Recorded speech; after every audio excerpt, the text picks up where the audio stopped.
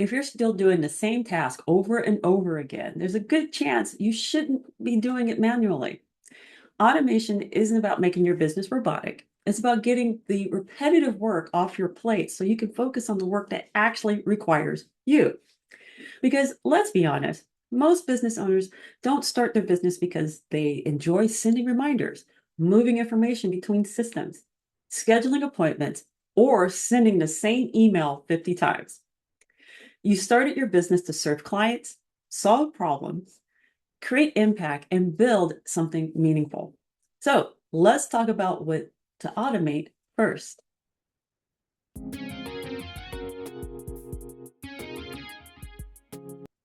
Welcome back to the Jameela Adams Experience.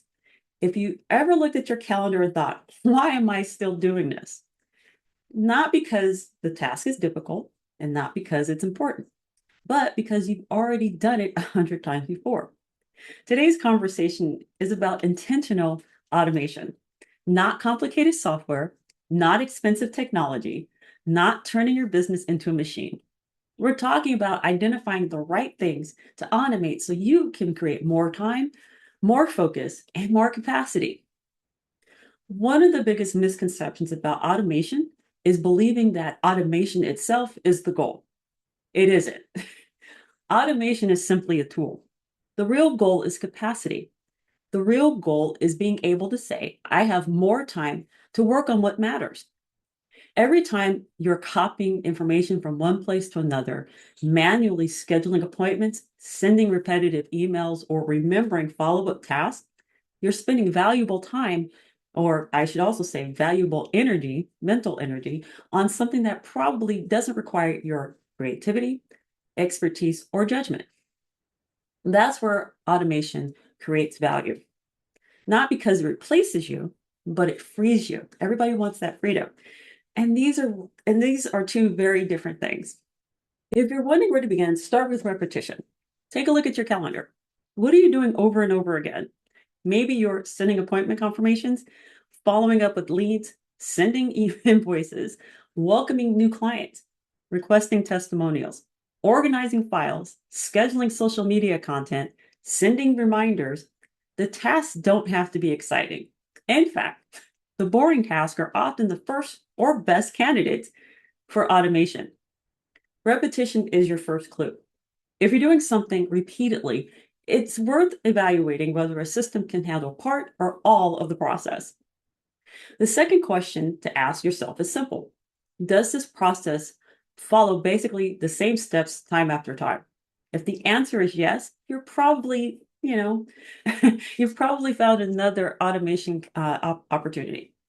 For example, a potential client fills out your consultation form. What happens next? Maybe they receive a confirmation email, a scheduling link, an appointment reminder, an intake form. And you notice the pattern here?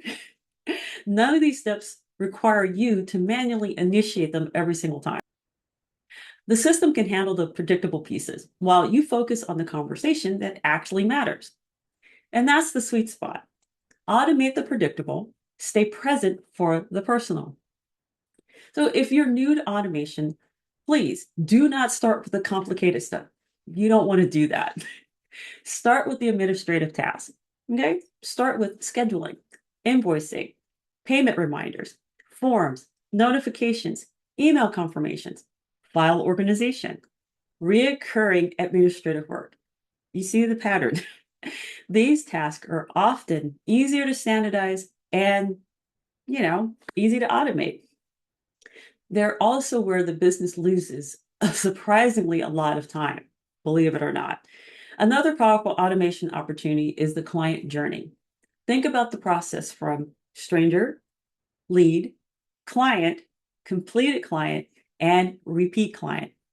Every stage, there is opportunities to automate the communication, onboarding, reminders, updates, and follow-up. You're not automating the relationship. You're automating the process surrounding the relationship. And that's a big difference. Let me make this very clear. And this is a very important disclaimer. Don't automate your humanity. Some things require a real person. Don't automate empathy.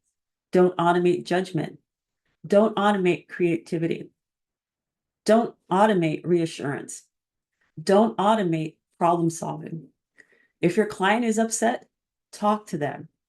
And if necessary, do it in person. If they have a complex issue, talk to them. Automation should create a space for human connection. It should never replace human connection. I'll repeat that. Automation should create a space for human connection. It should never replace human connection. The most successful businesses aren't fully automated. They're intentionally automated. They know where the systems belong and where people belong. So before you automate anything, ask yourself 5 questions. Does this happen repeatedly? Number 1. Number 2, is this process predictable? Number 3, can I document the steps? Number 4, will automation save time or reduce errors? And finally, number 5, will automation improve the experience? If the answer is yes to most of these questions, you probably found something worth automating. And before you automate the process, document it first. Write down exactly what happens. Simplify it, automate it, test it, approve it. Because automating a bad process doesn't fix it. It just makes a bad process happen faster. And we don't want that. So your challenge this week, because you know we don't leave out of here without one, don't try to automate your whole business, your entire business. Don't do that. Instead, find 3 repetitive tasks, document them, simplify them, then ask yourself, can my business do this without me touching it every single time? If the answer is yes, you probably found your next automation. And remember, as we close out this week's episode, I want you to be inspired, be inspiring, be encouraged, be encouraging. But most of all, I want you to be you and to remember what to automate in your business. And I'll check you out next week. Take care.